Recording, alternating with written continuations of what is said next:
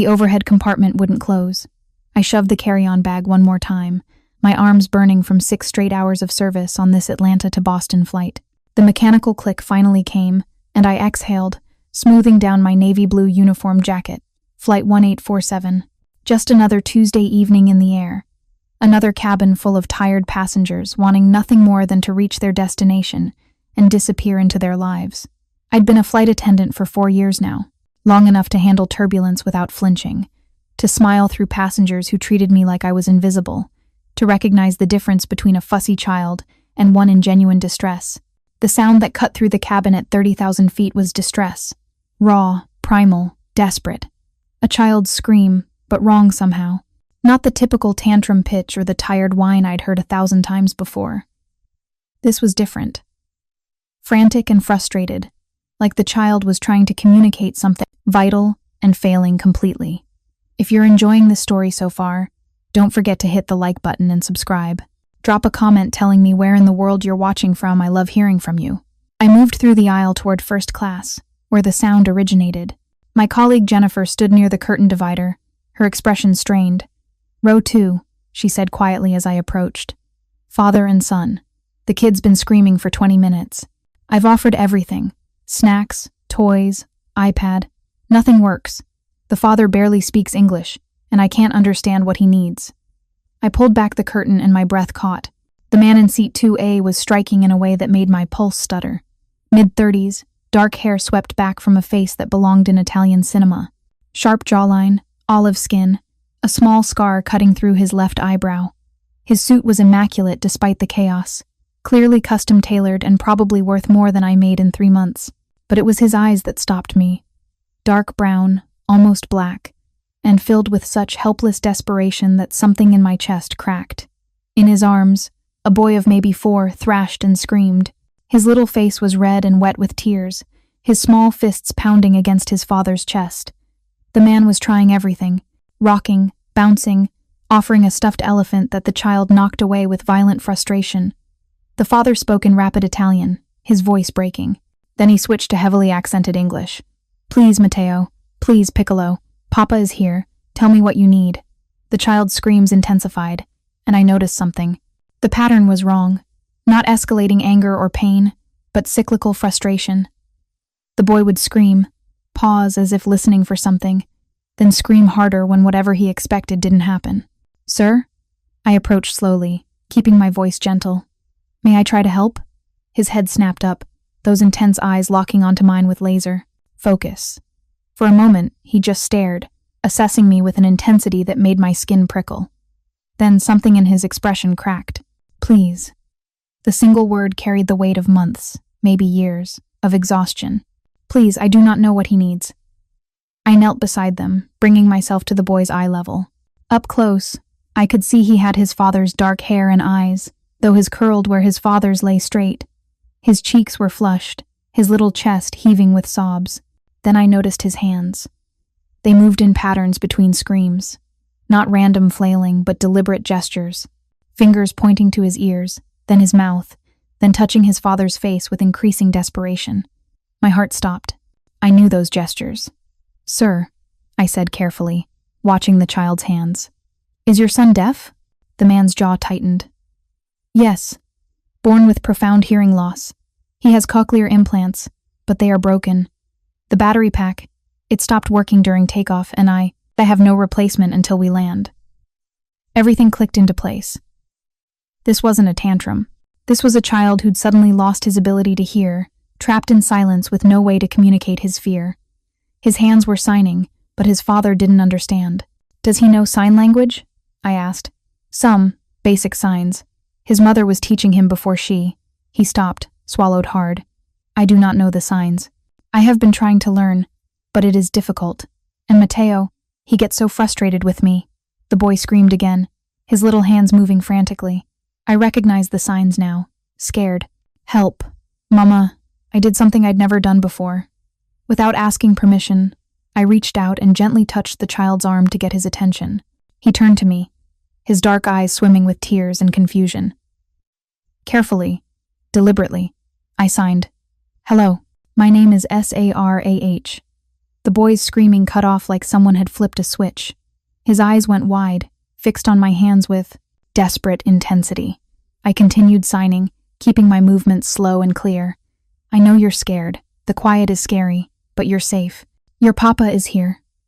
His father's sharp intake of breath told me he understood what was happening, even if he couldn't understand the signs themselves. Matteo's little hands moved hesitantly. You talk like Mama? My throat tightened. Yes, sweetheart. I talk like Mama. Mama gone.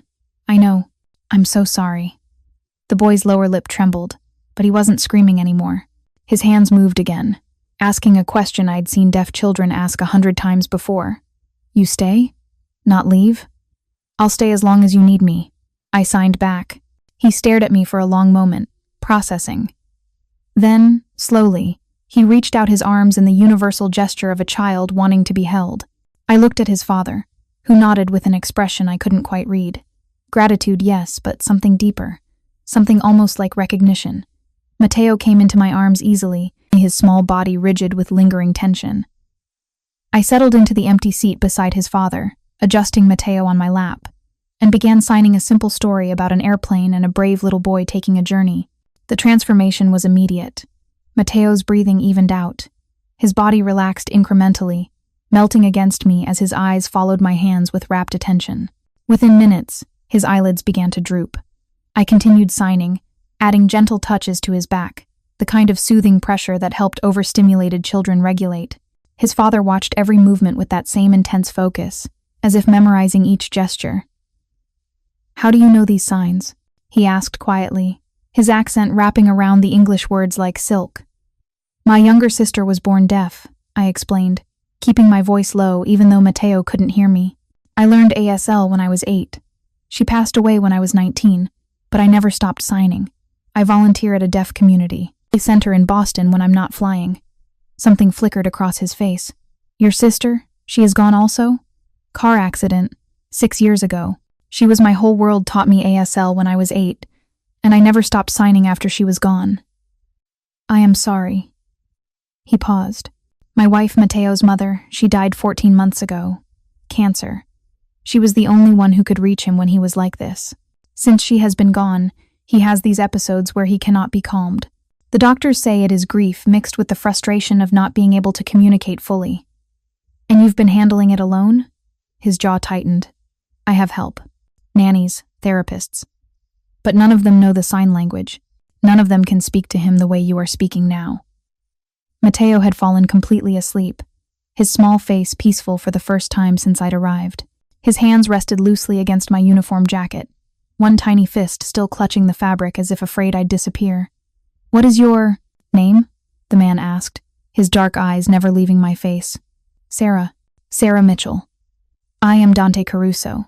He offered his hand, and when I shook it, his grip was warm and firm, strong enough to be reassuring, gentle enough to be respectful.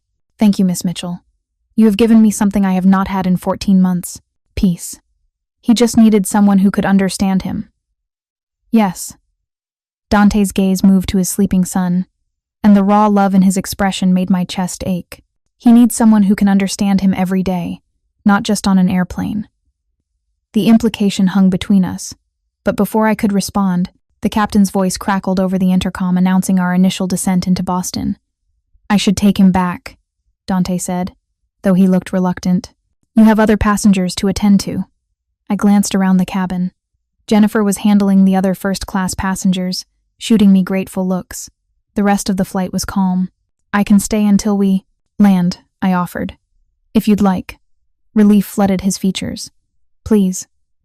We sat in silence for the remaining 40 minutes, Matteo sleeping peacefully between us. Dante asked careful questions about sign language, about deaf culture, about what resources might help Matteo thrive.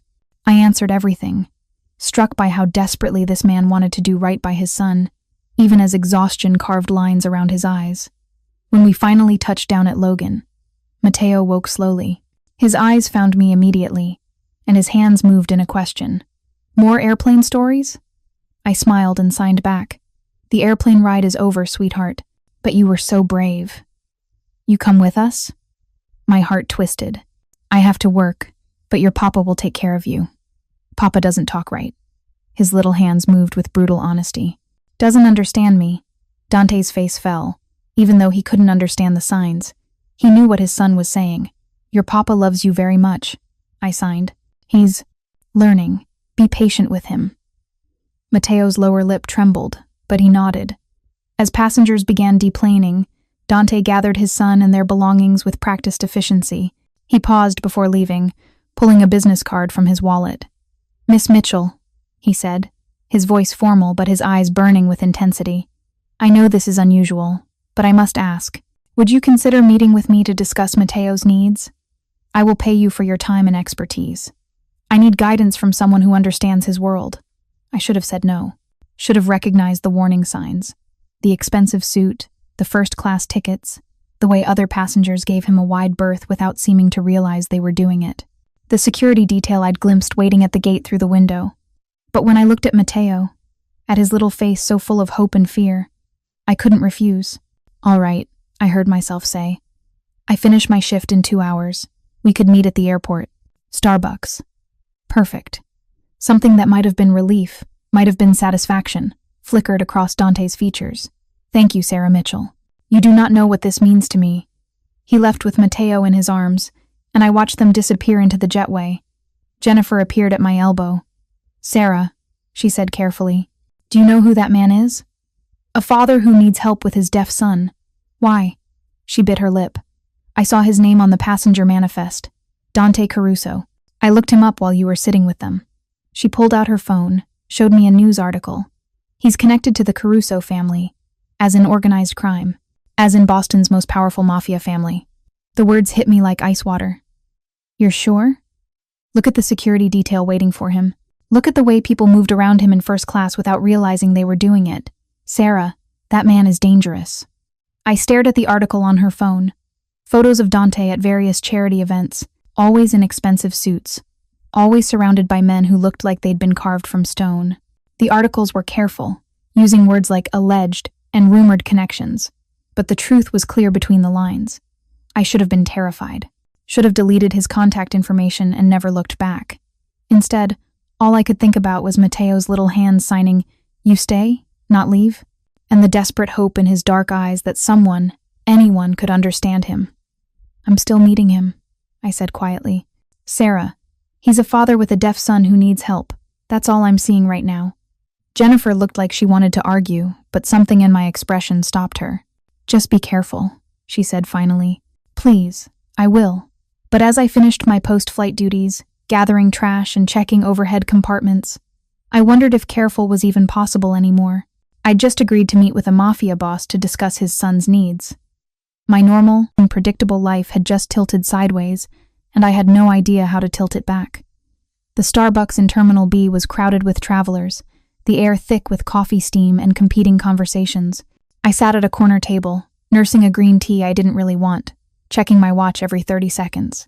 2 hours and 15 minutes since we'd landed. Maybe he wouldn't show. Maybe this had been some strange impulse born from desperation at 30,000 feet. And now that he was on solid ground with access to his normal resources, he'd realized he didn't need some random flight attendant's help.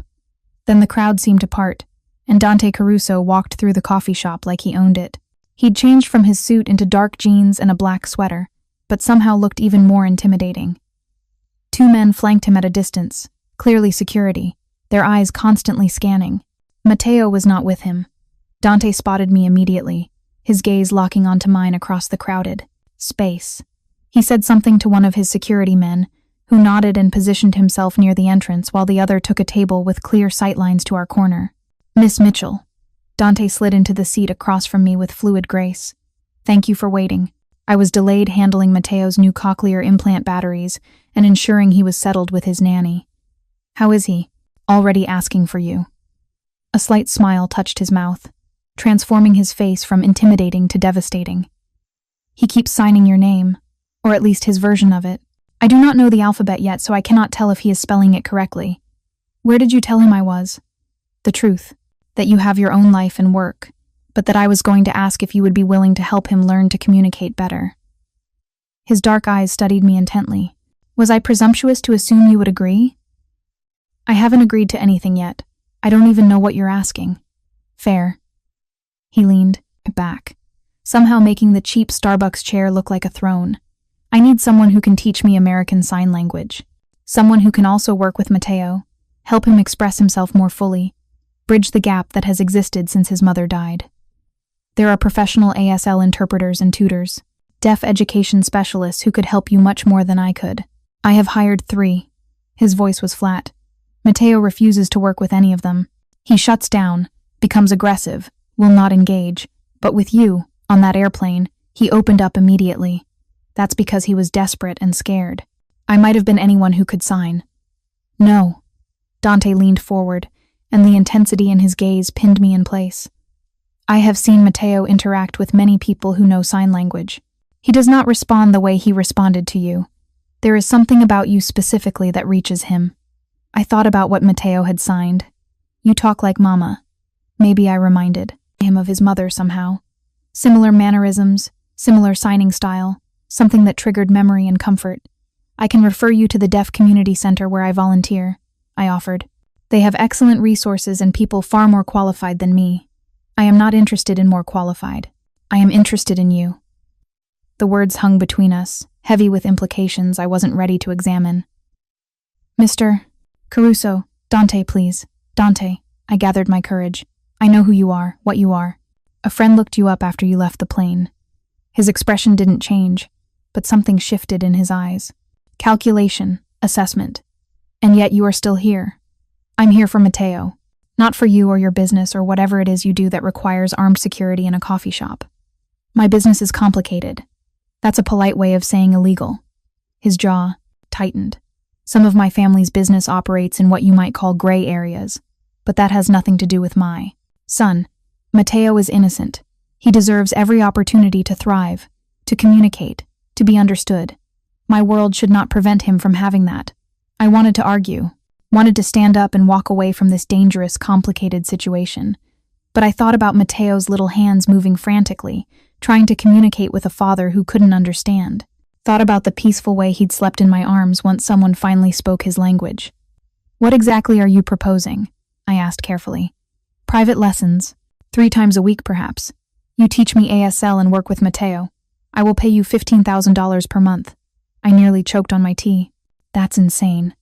That is what your expertise is worth to me. My son's well-being is priceless.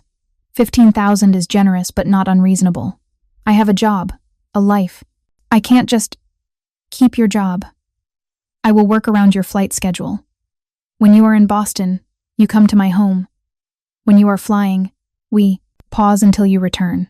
He pulled out his phone, opened a calendar. I can be flexible. Mornings, afternoons, evenings, whatever fits your schedule. My mind raced. $15,000 a month would change my life. I could pay off my student loans in a year, could stop working overtime flights that left me exhausted and hollow, could actually save money for the first time since my sister's medical bills had buried our family. But this was dangerous. Dante Caruso was dangerous.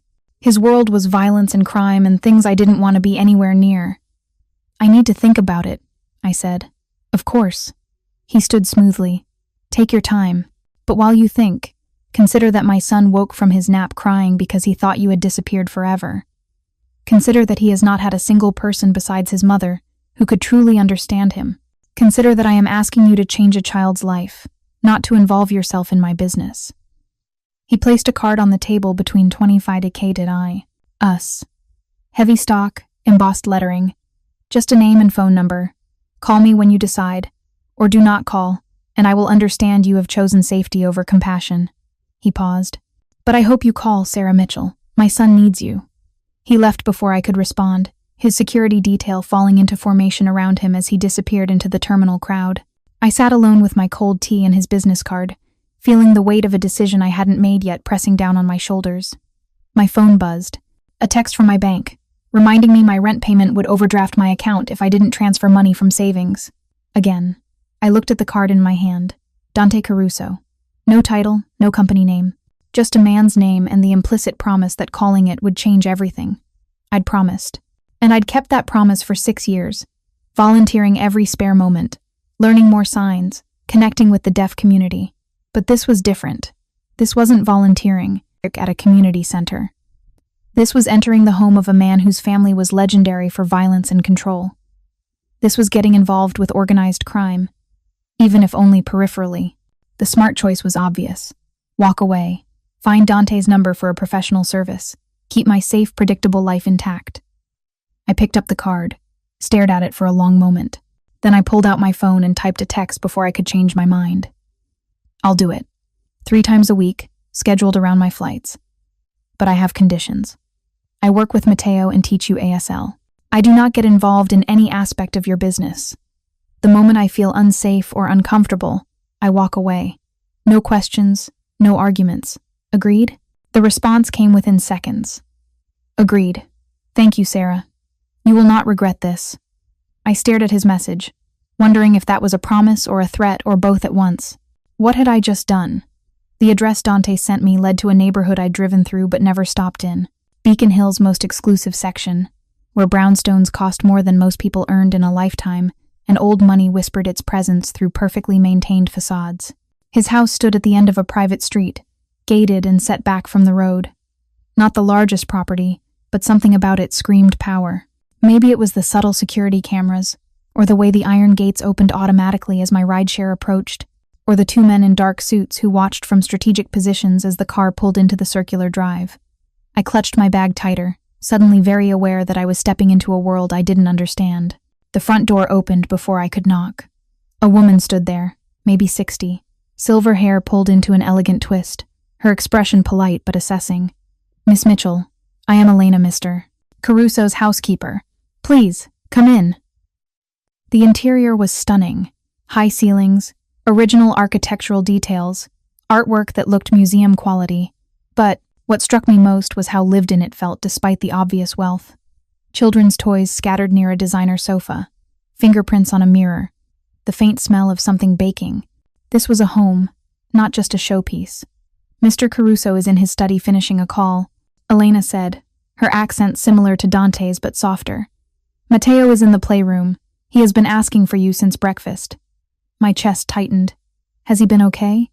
Frustrated. Angry at his father for not understanding his signs. It has been a difficult 2 days. She paused, studying me with sharp eyes. I do not know what you did on that airplane, Miss Mitchell, but I have not seen that child sleep peacefully in 14 months until Mr. Caruso brought him home and he talked about nothing but the pretty lady who spoke with her hands. Pretty lady. Heat crept up my neck. I just communicated with him, that's all. That is everything to a child who has felt invisible. Elena gestured toward a hallway. The playroom is the 3rd door on the left. I will bring coffee and tell Mr. Caruso you have arrived. I found Matteo sitting on the floor, surrounded by toys he wasn't playing with. He wore little jeans and a striped shirt. His dark curls still sleep mussed. His cochlear implants were visible now, the small devices tucked behind his ears. He didn't notice me at first, lost in whatever internal world deaf children retreated to when the hearing world became too much. But when I gently stomped my foot to create a vibration he might feel, his head whipped around, his face transformed. Pure joy replaced the sullen frustration, and he scrambled to his feet, running to me with arms outstretched. I caught him, lifting him up, and his small arms wrapped around my neck in a stranglehold. You came back! His signs were enthusiastic, bouncing with his excitement. Papa said you might not come back. But you did. I promised I would help you, remember? I signed, settling us both on the floor. I keep my promises. Mama promised to come back too. His little hands moved slower now, sadness creeping into his expression. But she didn't. My throat tightened. Your mama didn't choose to leave you, sweetheart. She got very sick. It wasn't her fault. Papa says that. But she's still gone. He paused, then signed with heartbreaking directness. Will you get sick too? No, baby. I'm very healthy. I'm not going anywhere. Matteo studied my face, trying to determine if I was telling the truth. Finally, he seemed to accept it and signed. Can you teach me new signs? Mama was teaching me, but Papa doesn't know them. I can't tell him what I need. That's exactly why I'm here. To teach you new signs and to teach your Papa so he can understand you better. His eyes widened. Papa is going to learn? He's going to try very hard. Matteo's expression turned skeptical in that way only young children could manage. Papa is not good at new things. He gets frustrated. I nearly laughed. Well, maybe we'll all learn together and be frustrated together. Does that sound okay? He nodded, then pulled back and signed carefully. What's your name sign? Name signs were important in deaf culture. A unique sign that represented a person without spelling out their full name every time. I'd been given mine years ago by the deaf community I volunteered with. I showed him, touching my heart, and then forming the sign for safe. Matteo practiced it several times, his little face scrunched in concentration. Then he smiled, satisfied. Safe, Sarah. I like it. Movement in the doorway made me look up. Dante stood there, still wearing dress pants and a white shirt with sleeves rolled to his elbows. He watched us with an expression I couldn't quite read, something between longing and pain and hope all mixed together. He has not smiled like that since before Angelina died, he said quietly. I stood, keeping one hand on Matteo's shoulder. Children are resilient. They just need the right tools to process their grief. And you believe sign language is that tool? I believe communication is that tool. Sign language is just the method. I paused. Are you ready to start learning? Something flickered across his face. Vulnerability, maybe, or fear of failure. I am not good at learning new things. Matteo is right about that. Then we'll take it slow. Start with basics.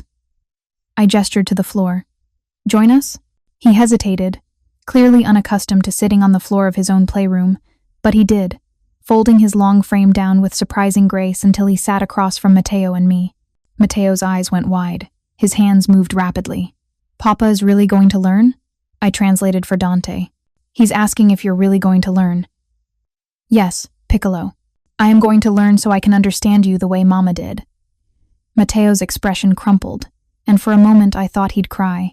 Instead, he launched himself at his father, small arms wrapping around Dante's neck. Dante caught him automatically, his own arms tightening, his eyes closing briefly against some emotion he couldn't quite contain. When Matteo pulled back, I began the lesson. We started simple. The manual alphabet, which Dante struggled with more than I'd expected. His hands were large, elegant, clearly accustomed to holding power and control. Making them form the delicate shapes required for certain letters frustrated him visibly. Like this, I said, gently repositioning his fingers for the letter F. My hands on his sent an unexpected spark up my arm that I tried to ignore. Thumb and index finger together, other 3 fingers up. He tried again, his jaw tight with concentration. Matteo giggled, then showed his father the correct position with his own small hands. Even my 4-year-old son is better at this than me, Dante muttered. He's had more practice, and his fingers are smaller. I smiled. You're doing fine. This is only day 1. We worked for an hour. By the end, Dante could sign the alphabet haltingly and knew basic words like eat, drink, sleep, play, and bathroom. Not much, but enough to start building a bridge to his son. Matteo was thrilled. He kept testing his father, signing words they'd learned and waiting to see if Dante could understand. When Dante got them right, Matteo would clap. When he got them wrong, Matteo would patiently correct him, his little face serious with the responsibility of teaching. The dynamic between them shifted before my eyes. Instead of Matteo being the frustrated child and Dante the helpless father, they became partners learning together, equal in their imperfection. Elena appeared eventually with lunch. Matteo needs to eat, then nap. Mr. Caruso, you have a call scheduled in 20 minutes. Dante's expression shuddered slightly, the warm father disappearing behind the businessman. Yes, thank you, Elena. He looked at me. Do you need to leave, or can you stay while Matteo eats? I would like to discuss scheduling and logistics. I can stay. Lunch was surprisingly normal. Matteo ate chicken nuggets and fruit while signing questions to me that ranged from, do you have a dog? To, why is the sky blue? I answered everything, translating for Dante when relevant, watching the hungry way he absorbed every interaction. When Elena took Matteo upstairs for his nap, Dante led me to his study. The room was masculine and elegant dark wood, leather furniture, floor-to-ceiling bookshelves. But what caught my attention were the security monitors on one wall, showing various angles of the property. He noticed my gaze. Necessary precautions. For what? I have enemies, Miss Mitchell. People who would hurt my son to hurt me. He poured himself whiskey from a crystal decanter. Would you like anything? No, thank you. I stayed near the door, suddenly very aware we were alone. You said you wanted to discuss logistics. Yes. He took a drink, studying me over the rim of his glass. 3. Times per week. Mondays, Wednesdays, Fridays, if your schedule allows. 2 hours each session. 1 hour working with Matteo, 1 hour working with me. 15,000 per month, paid on the first. That's still too much money. That is what your expertise and discretion are worth to me. He set down his glass. I need to know you understand what discretion means in my world. I don't talk about my clients. That's basic professionalism. This goes beyond professional courtesy. My son is my greatest weakness. Anyone who knows about him, who has access to him, is a potential threat or target. His dark eyes bored into mine. I am trusting you with something more valuable than money or business secrets. I am trusting you with Matteo's safety. Do you understand what I am asking? The weight of it settled over me. You're asking me not to tell anyone I'm coming here. Not to mention Matteo to anyone outside this house. Yes, that's paranoid. That is reality in my world. He moved closer, and I forced myself not to step back. Last year, a rival family kidnapped the daughter of one of my associates. She was 6 years old. They held her for 3 days, hurt her in ways no child should experience, all to send a message about territory disputes. His voice went cold. We got her back. The men who took her did not survive to face trial. But that child will never be the same. Horror crawled up my spine. That's the world you live in? That is the world I inherited when my father was murdered and my older brother disappeared. I did not choose this life, Miss Mitchell, but I have a responsibility to protect what is mine, and that includes my son. He paused. So I need to know you can be discreet, that you will not mention to friends or family or social media that you work for the Caruso family, that you will not discuss Matteo's schedule or routines or vulnerabilities. I would never put a child at risk. Not intentionally, but a casual conversation, an innocent post.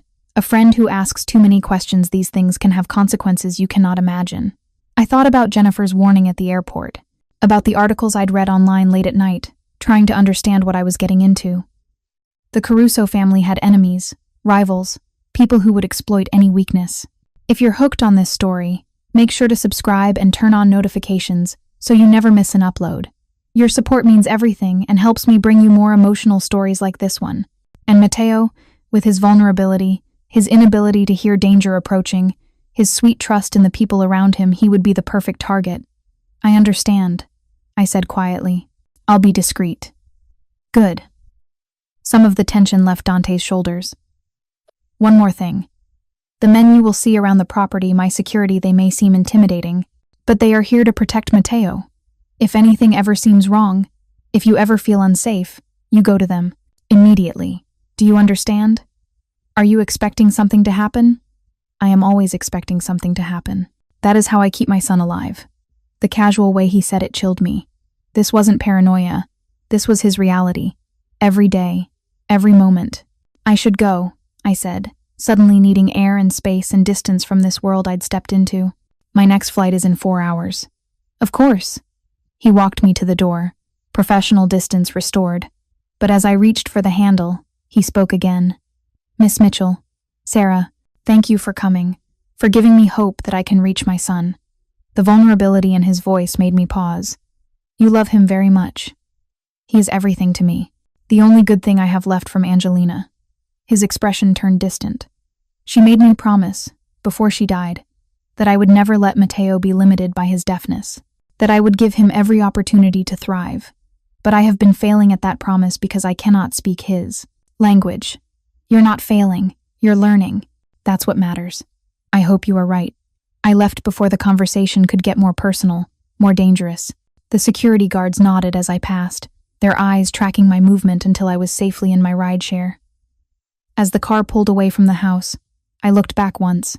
Dante stood in the doorway, watching me leave, and something about his silhouette against the light made him look terribly alone. The routine established itself quickly. 3 times a week, I'd arrive at the Beacon Hill house and spend 2 hours in a world that existed parallel to my own. Matteo would greet me with enthusiastic hugs, eager to show me what signs he'd practiced. Dante would join us, his large hands fumbling through finger spellings and basic phrases, his frustration evident but controlled. Progress came in small victories. The day Matteo successfully told his father "I love you" in sign language, and Dante understood without my translation.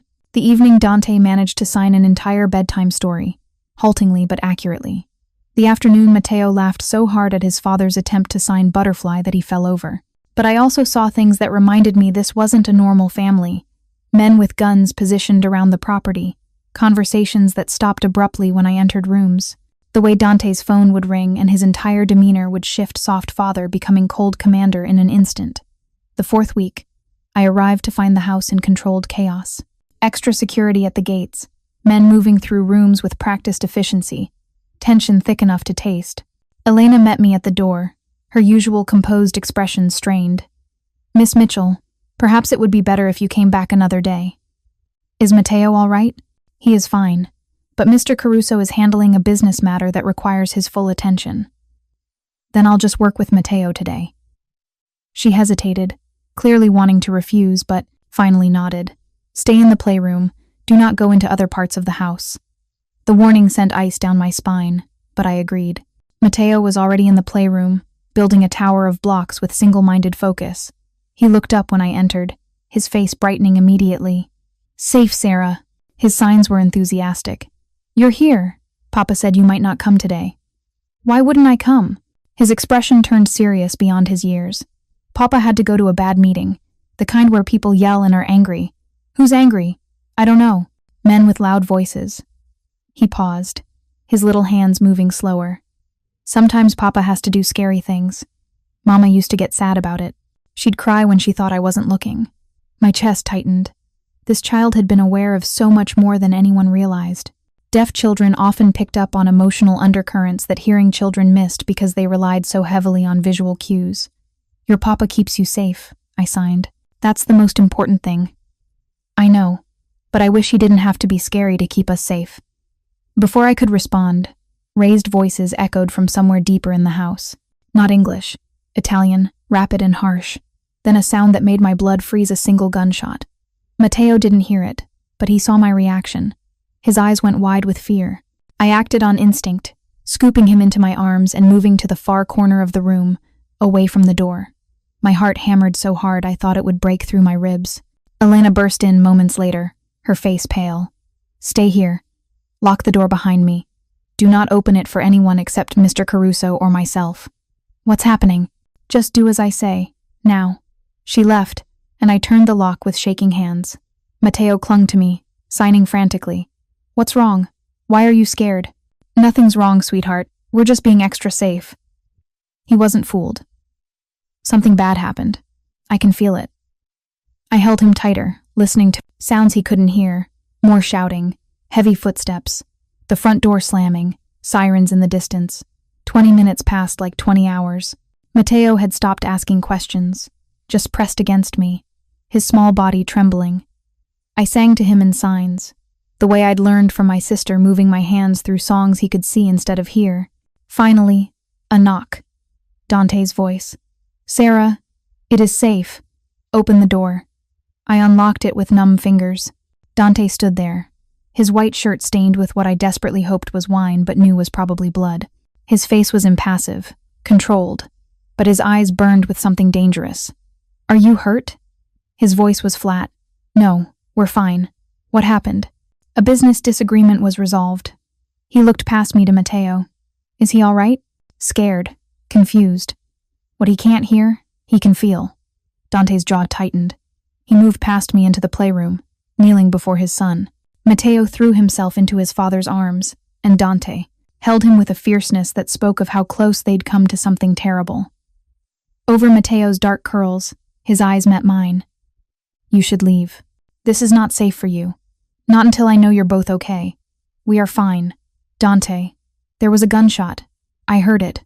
Matteo might not have, but I did." His expression went carefully blank. "A warning shot. Nothing more. The situation is contained." "Contained how?" "You do not want to know the details." He was right. I didn't. But I also couldn't unknow what I'd already seen: the blood on his shirt, the sirens, the cold efficiency of violence barely contained.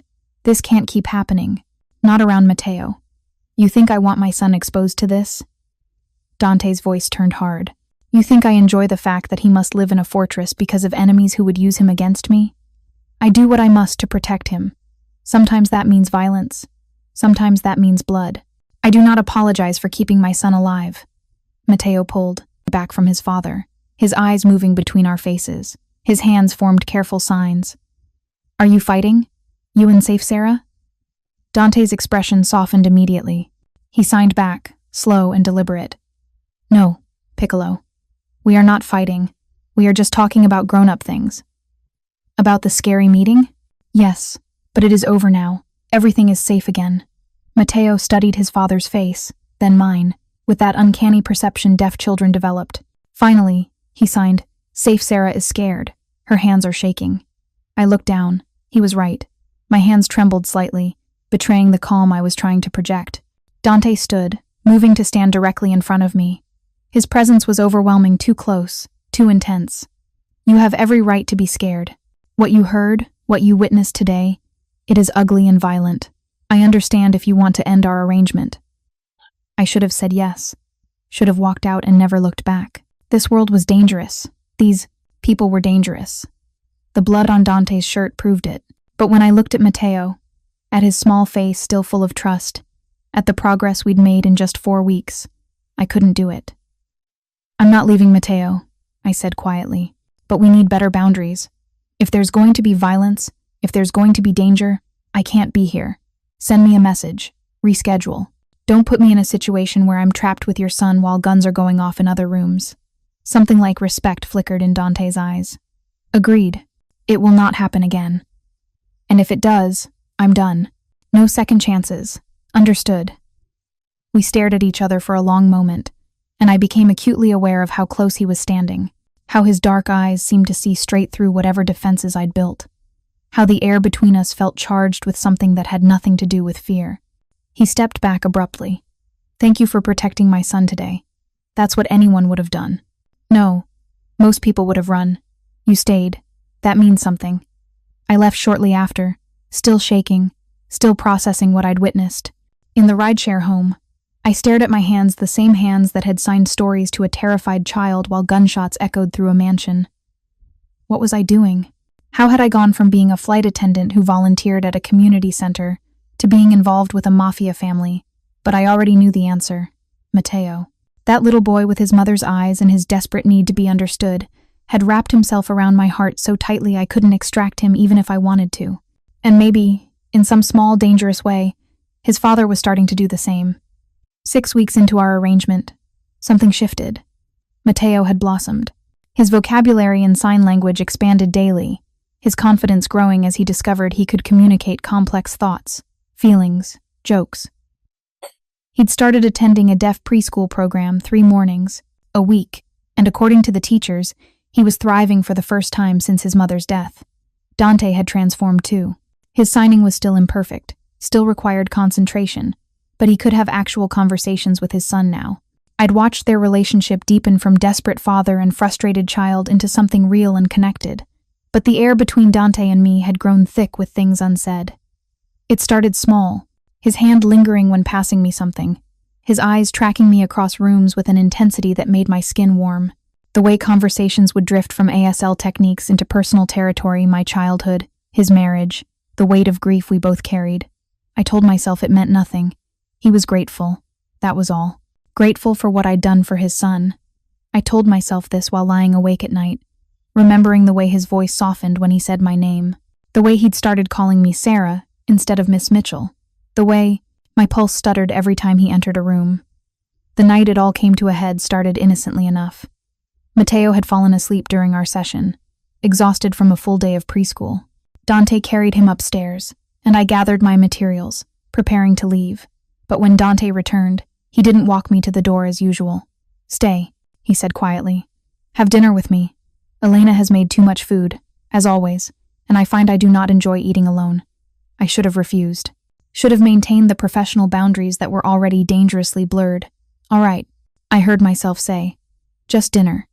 We ate in the formal dining room, a space I'd never entered before. Crystal chandeliers, antique furniture, a table that could seat 20 but felt intimate with just the 2 of us at one end.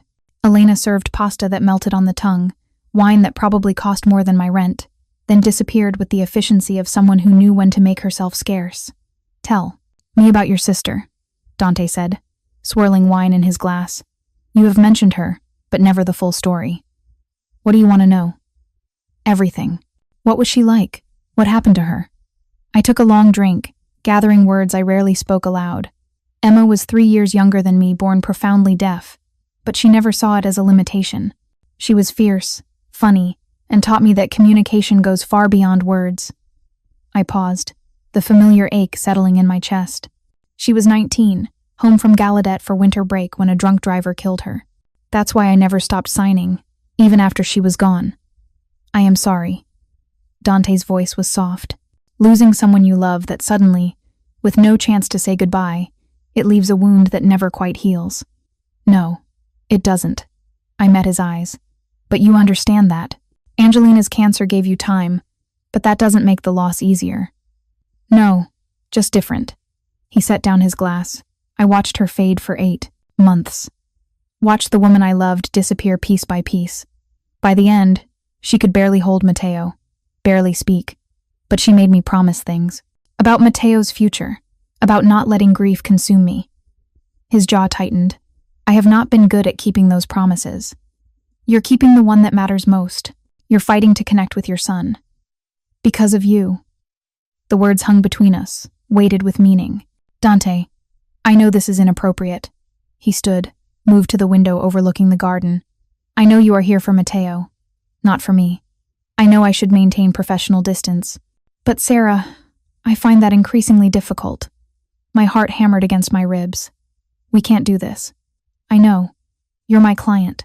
I work for you. I know. And your world is dangerous, violent. Everything I've tried to stay away from my entire life. I know. He turned to face me, and the raw emotion in his expression stole my breath. But none of that changes the fact that I think about you constantly, that I listen for your car in the driveway, that watching you with my son makes me feel things I thought died with Angelina. I stood on shaking legs. This can't happen. Why not? Because I'll become a liability, another person your enemies can use against you, another weakness they can exploit. You already are. He moved closer, stopping just outside my personal space. The moment Matteo fell in love with you, the moment he started calling you safe Sarah, you became important to us, to me. Pretending otherwise does not make you safer. Then I should leave. End this arrangement before it becomes more complicated. Is that what you want? No. God, no. But wanting something and it being right were two entirely different things. What I want doesn't matter, I said quietly. Matteo needs stability. He needs consistency. He can't lose another important person in his life because his father and I couldn't keep things professional. Then we keep it professional. But Dante's hand came up, fingers brushing my cheek with devastating gentleness. Tell me to stop, Sarah. Tell me you feel nothing, and I will never mention this again. I should have lied. Should have protected us both from what would happen if we crossed this line. Instead, I leaned into his touch, my eyes closing briefly. I can't tell you that. His sharp intake of breath was my only warning before his mouth found mine. The kiss was everything I'd secretly imagined and nothing I'd prepared for. Gentle at first, almost questioning, then deeper as I responded. His hands framed my face, holding me like something precious and breakable. I fisted my hands in his shirt, pulling him closer, common sense drowning under the wave of want crashing over me. We broke apart, breathing hard, foreheads pressed together. This is a mistake, I whispered. Probably the worst one I have ever made. We should stop. Yes. But he kissed me again, and I melted into it. Into him. Into the terrible inevitability of what was building between us. The sound of footsteps made us spring apart. Elena appeared in the doorway, her expression carefully neutral. Mr. Caruso, you have a call. They say it is urgent. Dante's entire demeanor shifted, soft, becoming hard in an instant. Where? Your office. They are waiting. He looked at me, conflict written across his face. I need to take this. I am sorry. It's fine. I should go anyway. Sarah, we'll talk later. Handle your business. He left reluctantly, and I gathered my things with shaking hands. Elena walked me to the door, her silence somehow louder than words. Miss Mitchell, she said as I reached for the door handle. Be careful. With what? With your heart. Mr. Caruso is a good man, but his world devours soft things. And you, I think, are very soft despite trying not to be. Before I could respond, she opened the door and I stepped into the cool evening air, her warning echoing in my mind. I stayed away for a week. Called in sick, rearranged my schedule, avoided Dante's texts asking when I'd return. I needed space to think, to process what had happened, to decide what came next, but Matteo had other plans. On day 6, my phone rang at 11 at night. Dante's name flashed on the screen. "Hello? Sarah." His voice was strained. "I need your help. Matteo is having a crisis, and I cannot reach him. He is asking for you, crying for you. I would not call if it was not serious." Guilt crashed over me. What happened? Nightmare about his mother. He woke up terrified, and I cannot calm him down. He keeps signing your name, asking where you are, why you left him. My chest cracked. I didn't leave him. I've just been... I know, and I do not blame you for staying away after what happened between us. But right now, my son needs you. Please. 20 minutes later, I stood in Matteo's bedroom, my heart breaking at the sight of him. His face was blotchy and red, his little body shaking with sobs. Dante couldn't calm. The moment he saw me, he launched himself from his father's arms into mine. "You left!" His signs were wild, accusatory. "You left like Mama. You promised you wouldn't leave." "Oh, sweetheart, no." I held him tight, signing against his back so he could feel the vibrations. "I didn't leave. I've just been working extra flights. I would never leave you without saying goodbye." "Promise?" "I promise." He clung to me for a long time, his breathing gradually evening out. I signed stories against his back, old familiar tales my sister had loved. Slowly, incrementally, he relaxed. When he finally fell asleep, I didn't move, just held him, breathing in his little boy smell of shampoo and sleep. Dante sat in a chair near the bed, watching us. When I finally looked at him, the expression on his face made something in my chest squeeze tight.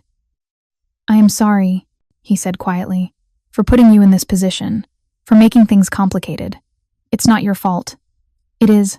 I should have kept my distance, should have maintained boundaries. Dante, let me finish." He ran a hand through his hair, destroying its usual perfect order. "You were right. My world is dangerous. Getting involved with me will put you at risk. But Sarah, I find I am too selfish to let you go, too desperate for what you bring to both our lives." "What are you saying?" "I am saying I want you. Not just as Matteo's teacher, not just as someone who helps with sign language." He stood, moved closer. "I want you in every way I can have you, but I will not force that choice. If you want to keep things professional, if you want to protect yourself from my world, I will respect that. But I need to know what you want." What did I want? Safety made sense. Professional distance made sense. Walking away before I got too deep made sense. But when I looked at Matteo sleeping peacefully in my arms, when I met Dante's dark eyes and saw the vulnerability he rarely showed, sense seemed like a poor reason to deny what I felt. "I want this," I whispered. "You, Matteo, all of it. Even knowing how dangerous it is. Even knowing I should walk away." "You are certain?" "No, but I'm choosing it anyway." He crossed to us, one hand cupping my face while the other rested on his sleeping son. "Then I will protect you. With everything I have, with every resource at my disposal, you will be safe, Sarah. I promise you that." "You can't promise that. Not in your world. Then I will die trying." The fierceness in his voice should have scared me. Instead, it settled something deep in my chest. This man would burn the world down to keep his people safe.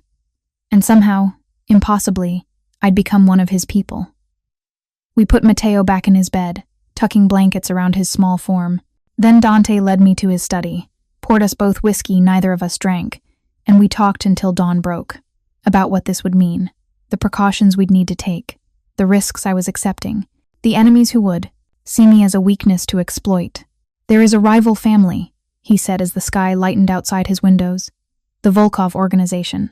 Russian Mafia with interests that conflict with mine. They have been testing boundaries for months, looking for leverage points. If they discover you matter to me, they will come after you." "How would they discover that?" "Surveillance. Informants. These people are not stupid, Sarah. They watch my movements, catalog everyone I interact with, look for patterns." Fear crawled up my spine. Then maybe we shouldn't do this. Maybe the smart thing is to keep our distance. Maybe. He moved to stand in front of me. Or maybe the smart thing is to bring you fully into my protection. Make you officially part of my household where I can control security, where my men can watch over you. What does that mean? Move in. Stay here where it is safe, where Matteo can have consistency and I can ensure nothing happens to you. The suggestion should have seemed insane. We'd kissed once, had one intense conversation. Moving in together after 6 weeks was objectively crazy, but as I looked around his study, thought about Matteo sleeping upstairs, remembered how right it felt to be here with them, crazy started to seem relative. I need time to think about it, I said. Of course, take all the time you need. But Sarah, understand that the moment you chose this, the moment you chose us, you put yourself at risk whether you live here or not. At least here I can protect you properly. He wasn't wrong.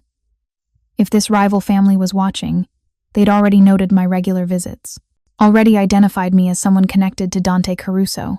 Living in my own apartment wouldn't make me safer, it would just make me isolated when danger came. Give me 3 days, I said.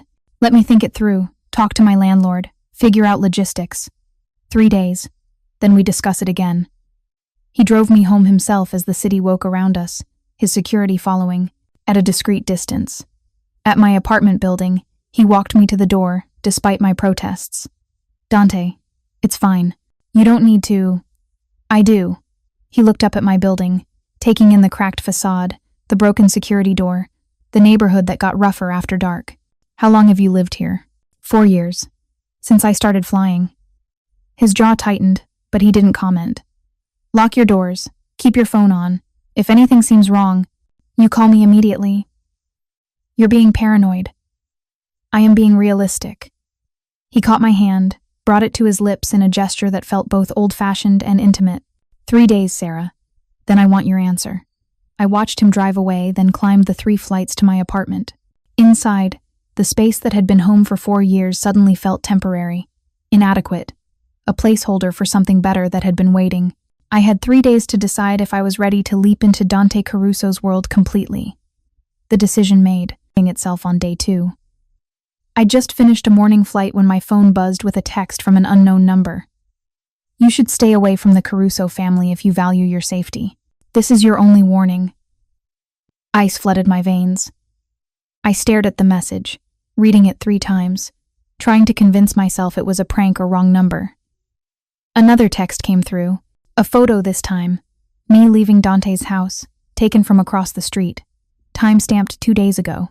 My hands shook so hard I nearly dropped my phone. Someone was watching. Someone knew where I went, who I spent time with.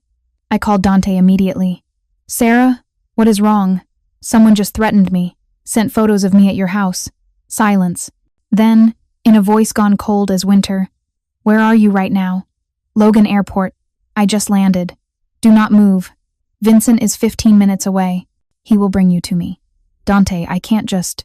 This is not a request. You are in danger. You do not leave that airport without my security. Do you understand? The command in his voice should have made me bristle.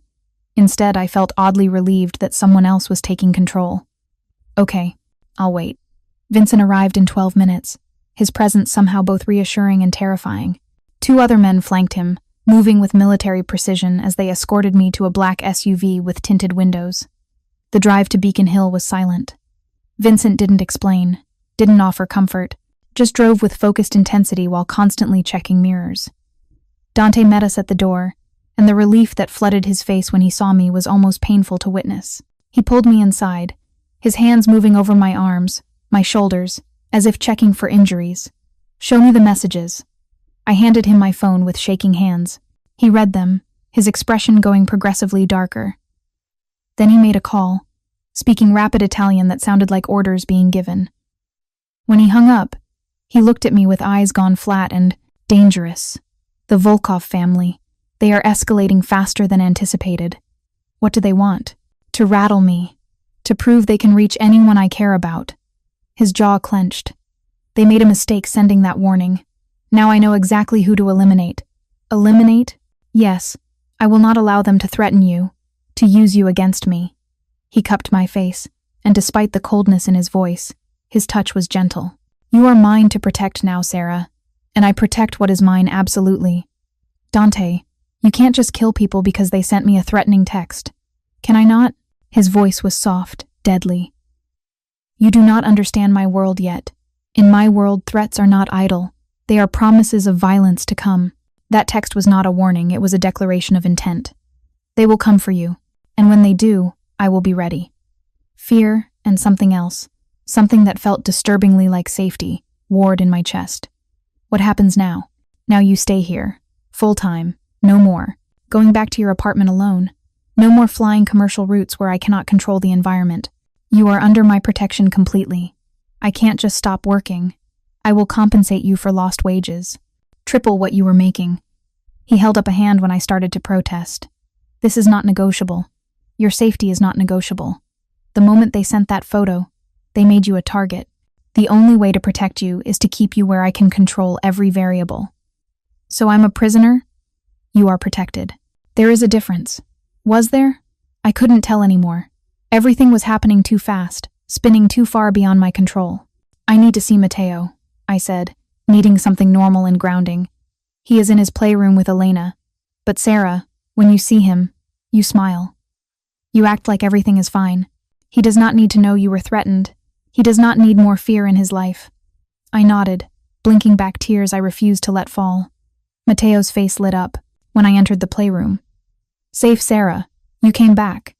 Papa said you might stay for lots of days now. That's right, sweetheart. I'm going to stay here for a while. Forever? The question hit harder than it should have. For as long as you need me. He threw himself into my arms, signing enthusiastically about everything he'd learned at school. I held him and signed back, letting his innocent joy wash over the fear still churning in my stomach. But over his dark curls, I caught Dante watching from the doorway. The promise in his eyes was clear. He would protect me, at any cost. I just wasn't sure if that promise was a comfort or a threat. Living in Dante's house was like existing in two worlds simultaneously. There was the domestic world, Matteo's laughter echoing through halls, Elena's cooking filling the air with warmth, quiet evenings teaching sign language that had become less about education and more about connection. In this world, we were almost normal, almost a family. Then there was the other world, the one where armed men patrolled the grounds in shifts, where Dante disappeared into his study for hours, emerging with blood on his knuckles or coldness in his eyes, where I'd learned to recognize the difference between business calls and the kind that meant someone wasn't coming home. 2 weeks after the threatening texts, Dante had dealt with the Volkov problem. I didn't ask for details, didn't want to know how many people had died to ensure my safety, but the threats stopped, and Dante's security detail relaxed marginally. We'd settled into something that felt dangerously like domesticity. I'd officially moved in, my few belongings swallowed by a guest room that was larger than my entire apartment. Dante had insisted I take the room across from his, close enough for protection, he'd said, though the heat in his eyes when he said it suggested protection wasn't the only thing on his mind. We hadn't crossed that line again, not physically, but the tension between us built with every casual touch, every lingering look, every moment alone when Matteo was asleep. The night it finally broke, I'd been living there for 3 weeks.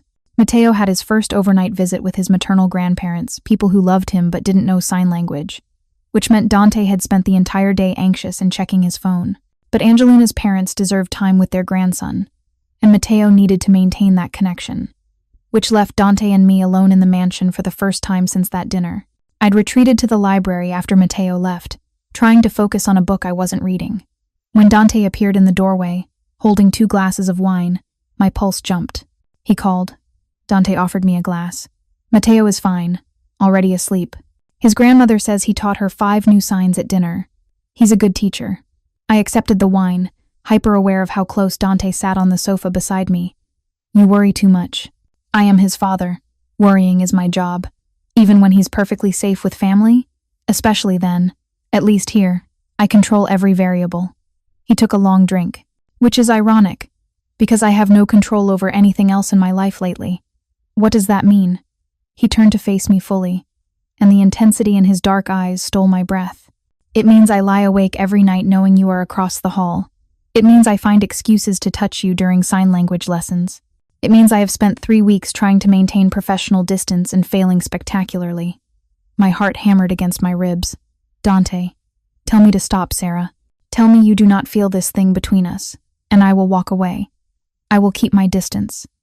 But if you feel even a fraction of what I feel, then I need to know. Because this wanting is driving me mad. I should have lied, should have protected us both from the complications that would come from crossing this line. I feel it, I whispered instead. God help me, I feel it. The wine glass disappeared from his hand, set on the table without him looking away from me. Then his mouth was on mine, and everything that had been building for weeks ignited.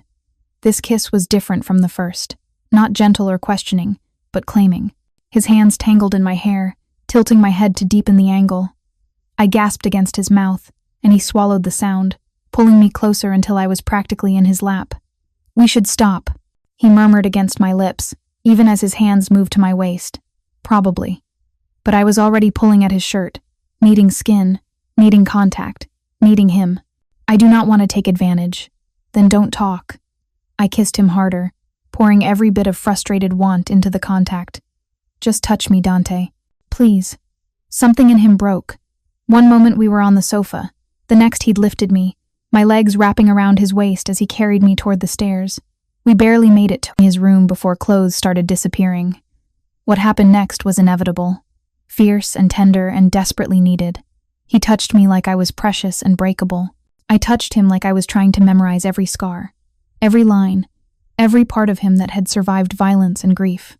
Afterward, we lay tangled together in his massive bed, breathing hard, both stunned by the intensity of what had just happened. I should feel guilty, I said quietly. This complicates everything. Does it?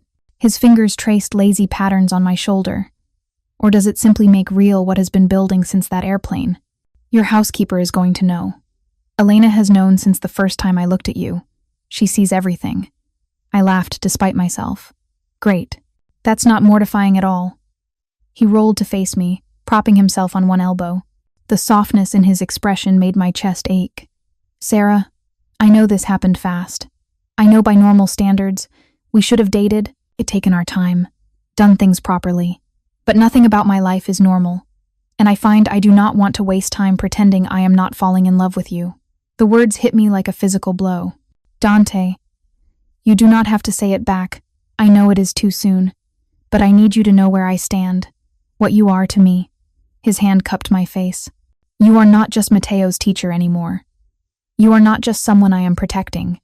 You are mine, Sarah, and I am yours, if you will have me. Tears burned my eyes. This is crazy.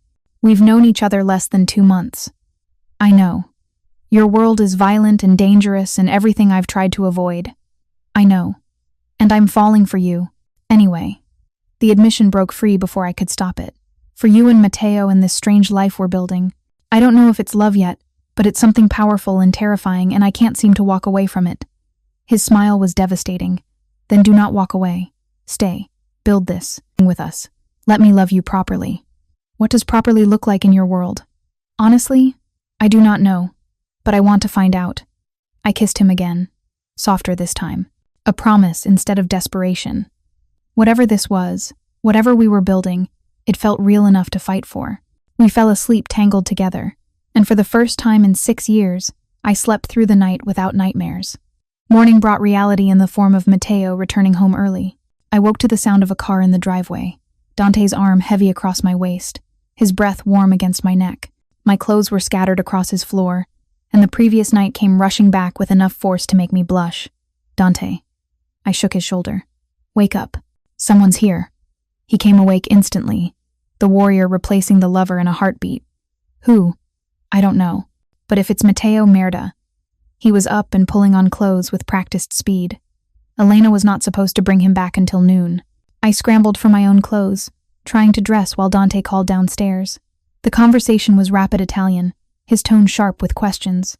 His grandparents had an emergency, he said, hanging up. They apologized but needed to bring him back early. He is downstairs with Elena now. Does he know I'm up here? He will notice your bed was not slept in. Panic fluttered in my chest. Dante, we can't tell him. Not yet.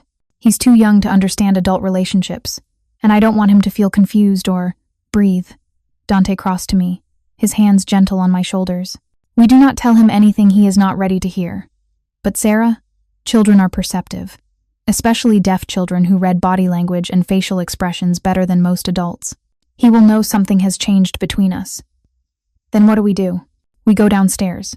We act normal. And if he asks questions, we answer them honestly but age appropriately. He kissed my forehead. It will be fine. Tesoro. Trust me. Tesoro. I didn't speak Italian, but the endearment in his tone was clear. We went downstairs to find Matteo in the kitchen, demolishing a stack of pancakes while signing enthusiastically to Elena about his overnight adventure. He looked up when we entered, his face brightening. Safe, Sarah. Papa. Nonna and Nonno had to leave early because Nonno got sick, but I was very brave. I'm sure you were, sweetheart. I signed back, hyper-aware of Dante standing close enough that our arms brushed. Did you have fun? Yes, but I missed you. His little hands moved carefully. Both of you. It's better when we're all together. Dante and I exchanged glances.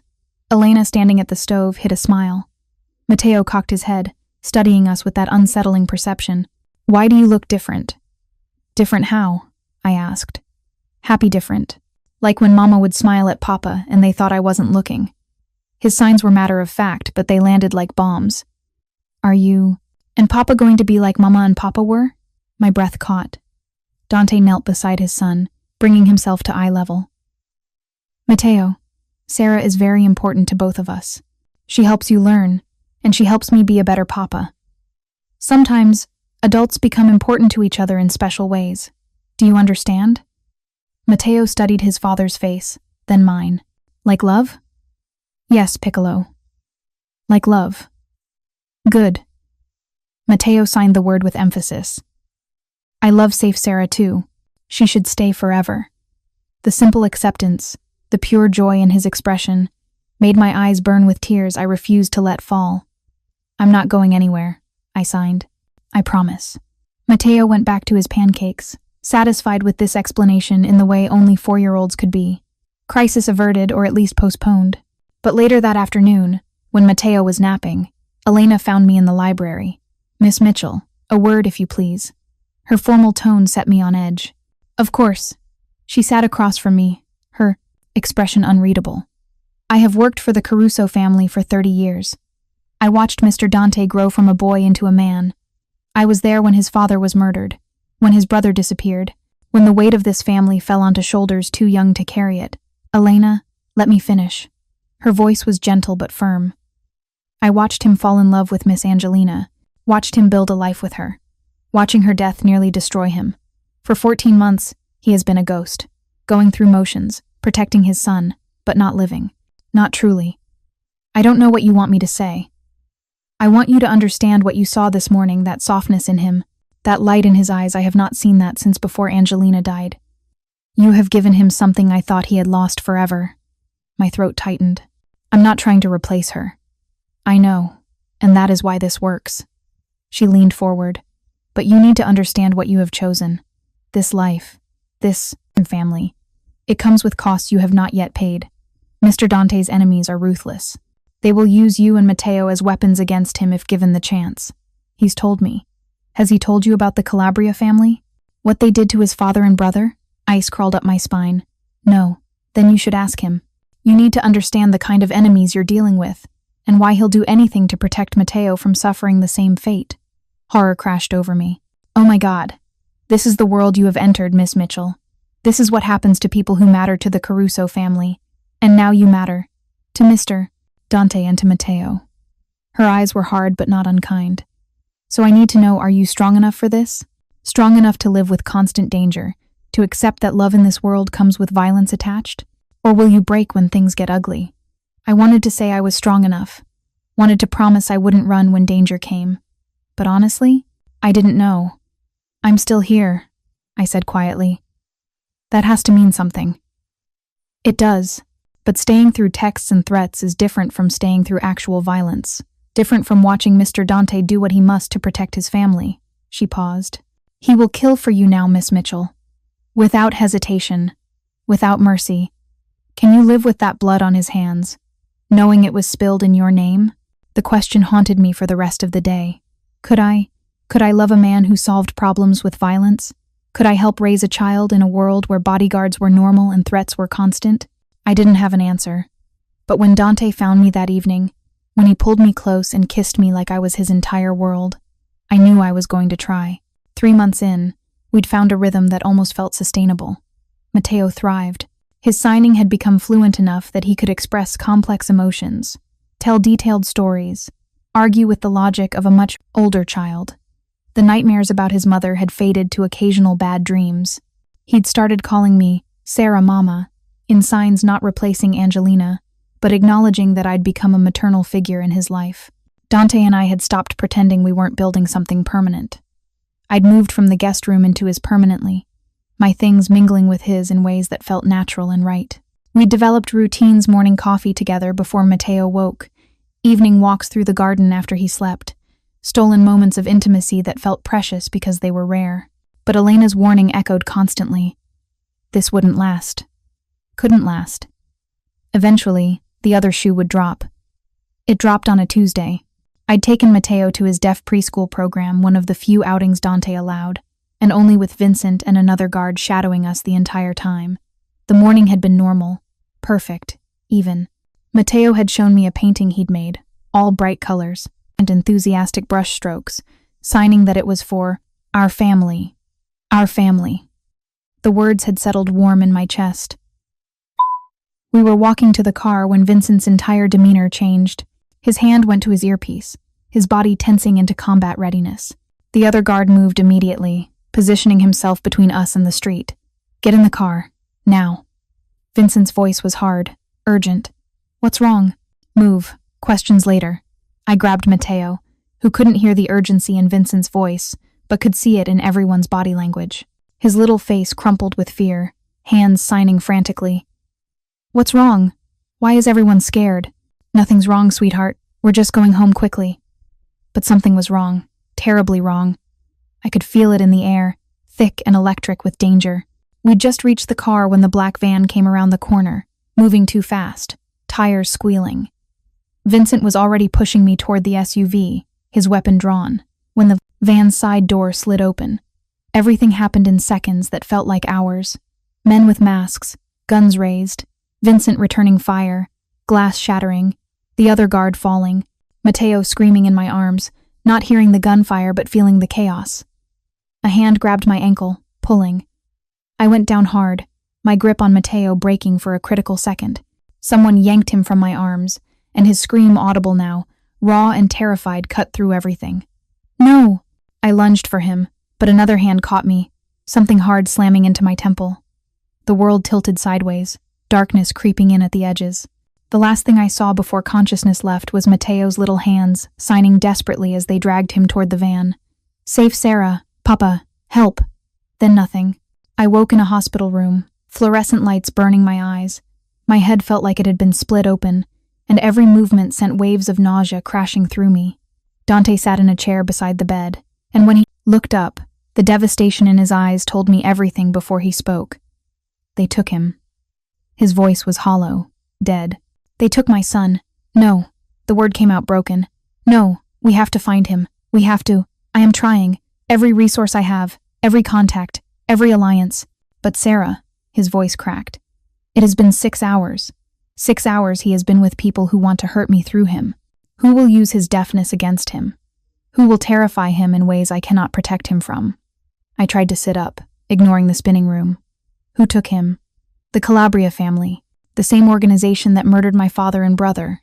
His hands clenched into fists. They left a message. They want me to come to them, alone, unarmed, in exchange for Matteo's life. It's a trap. Of course it is a trap. They will kill me and probably kill him anyway once they have what they want. He stood, pacing like a caged animal. But what choice do I have? He is my son, Sarah. I will walk into any trap if there is even a chance of getting him back. There has to be another way. There is not. He turned to face me, and the cold fury in his expression was terrifying. I should have seen this coming, should have increased security, should have never let you take him outside the house, should have— Don't. I cut him off. This is not your fault. This is not my fault. This is those monsters who took a 4-year-old child. They took him because he matters to me, because you matter to me, because I was arrogant enough to think I could have normal things, love, family, happiness in this world. His voice turned bitter. Elena was right. My world devours soft things, and I let you both become soft. Before I could respond, his phone rang. He answered in Italian. his expression growing progressively darker. "They sent a video," he said flatly, pulling up something on his phone. "They want us to know he is alive, for now." He held the screen where I could see it, and my heart shattered. Matteo sat in what looked like an abandoned warehouse, tied to a chair far too large for his small body. His face was streaked with tears, his eyes swollen from crying. Two masked men stood behind him, weapons visible. But what destroyed me was watching him sign to the camera, desperate and terrified. "Papa? Safe Sarah? I'm scared. Please come get me. Please don't leave me here. I'll be good. I promise I'll be good." The video cut off. I was crying before I realized it, great heaving sobs that hurt my bruised ribs. Dante's arms came around me, and we held each other, both breaking under the weight of what had been taken from us. "I will get him back," Dante whispered fiercely. "I will burn their entire family to ash. Every man, every ally, every person who had anything to do with this. I will make them beg for death before I grant it. How long until the exchange?" "Midnight. 4 hours from now." He pulled back, cupping my face. "I need you to stay here. Stay safe. If something goes wrong, if I do not come back, Vincent has instructions. Money, protection, everything you need to disappear and start over." "No." I gripped his shirt. "I'm not losing both of you." "Sarah." I said no. I met his eyes. "We find another way.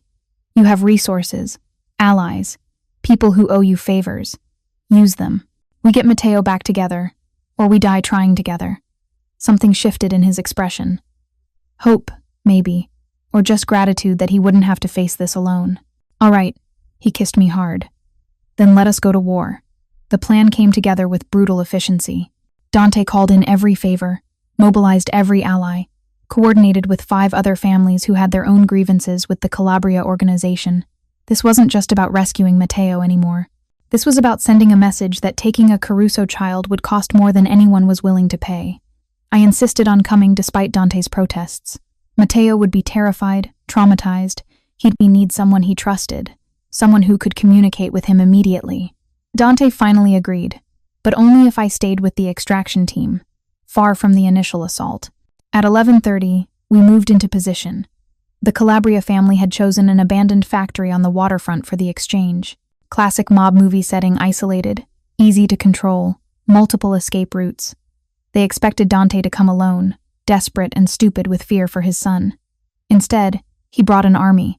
The assault began at 11:55. Coordinated strikes from 3 directions, overwhelming force designed to shock and destroy. I waited in an SUV with Vincent and 2 others, listening to radio chatter I couldn't fully understand but could feel in my bones. Gunfire, explosions, screaming. The sounds of violence that would haunt my dreams for years. "They have visual on the boy," Vincent said, his hand pressed to his earpiece. "Second floor, northeast corner, 3 hostiles guarding him. Is he alive?" My voice shook. "Alive. Scared. They are moving in now." The minutes crawled by like hours. More gunfire, more shouting. Then, finally, package secured. "We have the boy. Extraction team, move in." Vincent drove us to a side entrance where Dante emerged. Matteo clutched in his arms. The boy was sobbing, his little body shaking, but he was alive, whole. I was out of the SUV before it fully stopped, running to them. Matteo saw me and reached out with desperate hands, signing frantically. "Safe Sarah, you're here." They hurt people and I couldn't hear, and I was so scared. "I know, baby, I know, but you're safe now. We've got you." Dante passed him to me, and Matteo buried his face against my neck, his tears soaking my shirt. Over his head, I saw Dante's expression, relief and rage, and something darker. "Is it over?" I asked. "No." His voice was ice. "This ends tonight. Permanently. Dante, take him home, Sarah. Keep him safe. I will be there when I can." He was gone. Before I could argue, disappearing back into the factory where the sounds of violence continued. Vincent drove us away, but through the rear window, I saw flames beginning to rise from the building. Dante was keeping his promise. The Calabria family would burn. We waited at the house through the longest night of my life. Elena helped me bathe Matteo, checking him for injuries. Miraculously, they hadn't physically harmed him. Psychological torture had been enough. He wouldn't let me out of his sight, clinging like a baby, signing the same things over and over. I was good. I didn't cry too loud. I tried to be brave like Papa said. You were so brave, sweetheart. The bravest boy I've ever known. He finally fell asleep around 3 a.m., exhausted from fear and tears. I sat beside his bed, holding his little hand, watching his chest rise and fall. Dante returned at dawn, covered in blood and soot. He stopped in Matteo's doorway, taking in his sleeping son, and something in him crumbled. He sank to his knees beside the bed, his forehead resting against Matteo's small hand, and wept silently. Great shaking sobs he'd held back for 12 hours of violence and fear. I moved to him, wrapping my arms around his shoulders, and we stayed like that until Elena came to tell us Matteo's grandparents had been notified and were on their way. Until Vincent confirmed that 23 members of the Calabria family were dead, their organization effectively destroyed. Until reality settled back over us like a heavy blanket. It is done, Dante said finally, his voice hoarse. They are gone. Every single one who had anything to do with taking him. At what cost? Does it matter? He looked at me, his eyes empty. They took my son. They terrified him. They would have killed him to hurt me. There is no cost too high for ensuring that never happens again. I couldn't argue. Not when Matteo slept peacefully because his father had waged war to bring him home. Not when he watched that video of him signing desperately for help. In Dante's world, this was justice. Brutal, bloody, final. And I'd chosen to be part of this world. The weeks following Matteo's kidnapping were the hardest of my life. Matteo developed severe separation anxiety. He wouldn't let Dante or me out of his sight, waking multiple times each night, screaming silently, his little hands signing "Don't leave me" over and over in the darkness. The preschool was out of the question. Even trips to the garden required both of us present and visible at all times. His therapist, a woman who specialized in childhood trauma, and was one of the few outsiders Dante trusted completely, explained it would take time. Matteo's sense of safety had been shattered. He'd been taken from the two people he trusted most, held by strangers who couldn't understand his signs, couldn't hear his cries. For a deaf child, that isolation was profound in ways hearing people couldn't fully comprehend. He needs consistency, Dr. Chen had said during one of her house visits. He needs to know that his world is predictable again, that the people he loves won't disappear. So we gave him that. Dante canceled meetings, delegated responsibilities, and for the first time in his adult life, put business second. I stopped even thinking about returning to my flight attendant job. This was my life now, helping a traumatized little boy remember how to feel safe. But I was struggling too. I woke from nightmares where I couldn't reach Matteo fast enough, where hands pulled him away while he signed my name desperately. I flinched at unexpected sounds, checked the security monitors obsessively, jumped when staff members entered rooms without warning, and I couldn't stop seeing the blood on Dante's clothes when he'd returned from the factory. Couldn't stop imagining what he'd done in those hours while I waited. Couldn't reconcile the gentle father who signed bedtime stories with the man who'd orchestrated the deaths of 23 people. One evening, after we'd finally gotten Matteo to sleep in his own bed instead of between us, I found Dante in his study. He sat behind his desk, staring at nothing, a glass of whiskey untouched in his hand. "We need to talk," I said quietly. He looked up, and the exhaustion in his eyes nearly broke me. "About what?" "About all of this. About what happened. About whether I can actually live in your world." His jaw tightened. "You are leaving." I didn't say that. "But you are thinking it. I can see it in your face, Sarah. You look at me differently now. You know what I am capable of, and it terrifies you." "You're right. It does terrify me." I moved into the room, closing the door behind me, but not for the reasons you think. "Then what reasons?" I gathered my courage. "I'm terrified because I'm not horrified enough. Because when you told me you killed 23 people, my first thought wasn't, 'That's monstrous.' It was good. They deserved it. What does that make me, Dante? What have I become?" Something flickered in his expression. "You have become someone who understands that some evils cannot be reasoned with, cannot be reformed, can only be eliminated. That's not who I was 6 months ago." "No, 6 months ago, you were a flight attendant who volunteered with deaf children and lived in a tiny apartment in Dorchester." He stood, moving around the desk. "Now you are a woman who has seen the worst of my world and chosen to stay anyway. A woman who held my son through his nightmares and never once flinched from the darkness. A woman who loves us both enough to question what that love is turning her into. I don't know if that's growth or corruption." Perhaps it is both. He stopped in front of me, close enough that I could smell his cologne. See the shadows under his eyes. I will not lie to you and say my world is anything but brutal. That choosing me means accepting violence as a tool, that protecting what we have will sometimes require blood on our hands. I know that now. But Sarah, you need to understand something else. His hands came up, cupping my face with devastating gentleness. The alternative to violence in my world is not peace. It is victimhood. It is watching the people you love be hurt because you were too moral, too civilized, too weak to do what was necessary. So we become monsters to fight monsters? We become strong enough to protect what we love. Whether that makes us monsters is a philosophical question I stopped asking years ago. He paused. But if you cannot live with that answer, if you need to leave to preserve who you were, I will not stop you. I will set you up somewhere safe, somewhere my enemies cannot reach, and I will let you go. The offer should have been a relief, an escape route from a world I'd never asked to enter. Instead, it felt like a blade between my ribs. What about Matteo? I asked. He's already lost his mother. If I leave now, after everything that's happened, it will devastate him, and me.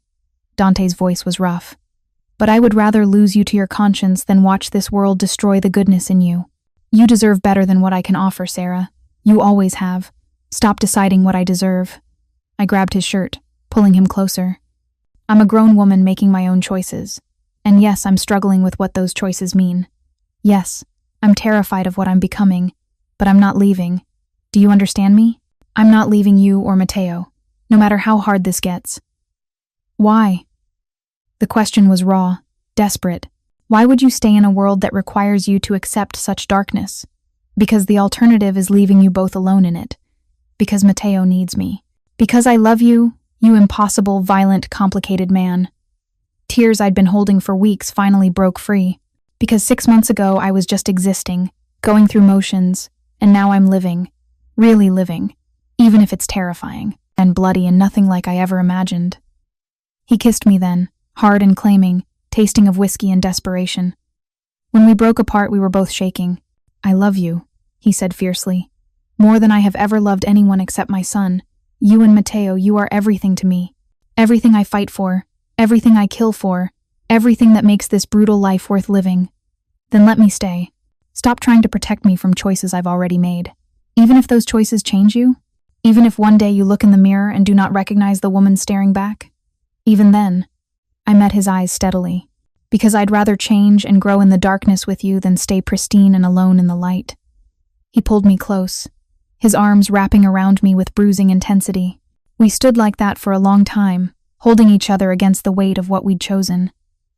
3 months after the kidnapping, Matteo had his first full night of uninterrupted sleep. I woke at dawn, as I always did now, my body conditioned to expect his nightmares. But his room across the hall was silent. When I checked on him, he was curled up with his stuffed elephant, his face peaceful in sleep. The relief was so intense it brought tears to my eyes. Dante appeared behind me, his hand finding the small of my back. He is healing, he whispered. Finally. Because of you. Because you stayed when you could have run. Because you held him through every nightmare and never stopped signing that we love him. We watched our son sleep because that's what Matteo had become. Our son in every way that mattered, and I felt something settle in my chest. Purpose, belonging, home. Later that morning, over breakfast, Matteo signed something that stopped my heart. Safe Sarah, are you going to be my new mama? Like Papa's wife? I looked at Dante, who'd gone very still. We'd never discussed marriage, never talked about formalizing what we'd built in the aftermath of trauma and violence. Would you want that, sweetheart? I signed back carefully. Yes. His enthusiasm was immediate. Then we'd be a real family. Papa, Safe Sarah, and me. Forever. We're already a real family. Dante signed, his movement still imperfect but understandable. But if Sarah wants to make it official, I would like that very much too. My throat tightened. Is this a proposal? It is a statement of desire. The proposal will come later, when I can do it properly. A slight smile touched his mouth. With a ring and romance and all the things you deserve. I don't need romance. I just need you both. Nevertheless, you will have both. His eyes held mine with that intensity I'd never quite gotten used to. Say yes, Sarah. Say you will marry me, live in my world, Raise my son as your own. Say you choose this permanently." "Yes." The word came out choked with emotion. "God help me, yes," Matteo cheered, signing new mama over and over with pure joy. And for the first time in months, laughter filled the house instead of fear. The proposal came 2 weeks later, in Rachel's garden. Dante had arranged everything while I was occupied with Matteo's therapy session. When we emerged from the house, the garden had been transformed with lights and flowers, a small table set for 3. "What's all this?" I signed to Matteo, who giggled. "Papa's surprise, I helped." Dante appeared, wearing a suit that probably cost more than a car, holding a small velvet box. He actually knelt in front of me while Matteo bounced with excitement. "Sarah Mitchell," he said, his accent wrapping around my name like silk. "6 months ago, you calmed my screaming son on an airplane and changed the entire course of my life. You taught me to communicate with him, to reach him in ways I never thought possible. You stayed when any sane person would have run. You loved us through darkness and violence and terror." He opened the box. Inside was a ring that stole my breath, a sapphire, surrounded by diamonds, elegant and unique. "It was my grandmother's," he continued, "given to my mother, then saved for the woman I would eventually love. Angelina wore my mother's wedding band. This one I have saved for you." He paused, his dark eyes holding mine. "Marry me, Tesoro. Become Matteo's mother legally. Let me love you for the rest of my life. Let us build something permanent and real despite the brutality around us." "Yes," I said through tears. "Always yes." He slid the ring onto my finger, then stood and kissed me while Matteo signed, "Finally," with dramatic flair that made us both laugh. That evening, we had dinner as a family, Dante, Matteo, and me.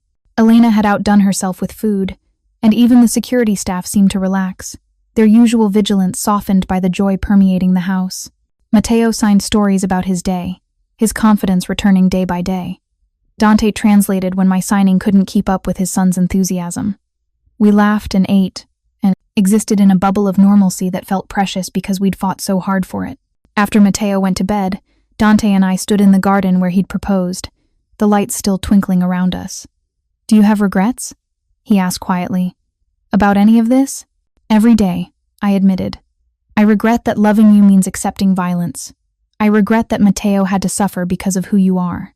I regret that I'll never again be the innocent person I was on that airplane. Sarah, but I don't regret choosing you. Either of you. This life is hard and brutal and nothing like I imagined, but it's real. It's ours. And I'd make the same choice 1,000 times over." He pulled me close, and we swayed together under the stars, 2 broken people who'd somehow built something whole from their shattered pieces. "I will protect you both with everything I have," he whispered against my hair. "I will make this world as safe as I can for our family. And one day, when Matteo is grown and strong, I will walk away from all of it. Retire somewhere peaceful, where the violence cannot reach us." "You'd do that? For you and him? I would do anything." He pulled back to meet my eyes. "You have given me hope, Sarah. Hope that my son can have a normal life, that I can be more than just the violence I've inherited. That love can exist even in darkness." "It can," I said softly. "We're proof of that." Epilogue. 18 months later. The wedding happened on a beautiful October afternoon in the private garden behind Dante's our house. Small, intimate, just family, and the few people we trusted absolutely. Matteo was the ring bearer again, now 6 years old and fluent in ASL. He'd stopped having nightmares months ago, his trauma healing slowly but surely. He attended a deaf school where he thrived, had friends, was learning to navigate the world with confidence his mother would have been proud of. He signed through the entire ceremony, translating for his grandparents who still struggled with sign language, his little face serious with the responsibility. When the officiant pronounced us married, Dante kissed me while Matteo cheered, and the small gathering applauded. And for that perfect moment, we were just a normal family celebrating love. The reality beneath that normalcy hadn't changed. Dante still ran his businesses, still operated in gray areas, still had enemies who would hurt us if they could. Security remained constant, precautions necessary, violence always a possibility lurking at the edges. But we'd learned to live in both worlds, the domestic and the dangerous. We'd learned that love could exist alongside darkness, that family could be built from trauma and choice, that sometimes the bravest thing you could do was stay when every instinct screamed to run. That night, after guests left and Matteo was asleep, Dante and I sat in the library where so much had begun. Not a single one. If this story has touched your heart, please hit the like button and subscribe so you never miss another emotional journey. Drop a comment and tell me, would you have made the same choice Sarah did? I read every single one. He kissed the top of my head, his arm tightening around me. He kissed the top of my head, his arm tightening around me. Thank you for choosing us. For choosing this life despite everything. Thank you for letting me. For trusting me with your son, your heart, your world. It was never a choice, Tesoro. From that first moment on the airplane, you were always meant to be ours. Maybe he was right. Maybe fate had put me in seat 23B that day. Maybe Emma's death had prepared me for Matteo's needs in ways I couldn't have understood at the time. Maybe every choice I'd made had been leading me here to this family, this love, this life built from impossible circumstances. Or maybe we'd just been lucky. Lucky that a child cried at the right moment, that I knew sign language, that desperation and need had collided with compassion, and created something unexpected and precious. Either way, I was home, with a man who'd moved heaven and earth to protect his son, with a child who'd taught me that communication transcended sound, with a family assembled from broken pieces that fit together better than anything whole could have. It wasn't the life I'd imagined 6 months ago on that airplane from Atlanta to Boston. It was better, different, dangerous, difficult, but absolutely, perfectly ours. And as Dante pulled me closer and Matteo's soft breathing echoed from upstairs and security swept the grounds to keep us safe, I knew with absolute certainty that I'd made the right choice. Love wasn't always clean or simple or safe. Sometimes it was brutal and complicated and required you to become someone new. But when it was real, when it was worth fighting for, it was everything. Thank you so much for watching until the end. If you loved this story, check out the other videos on your screen now, I think. You'll really enjoy them. And don't forget to subscribe if you haven't already. See you in the next story.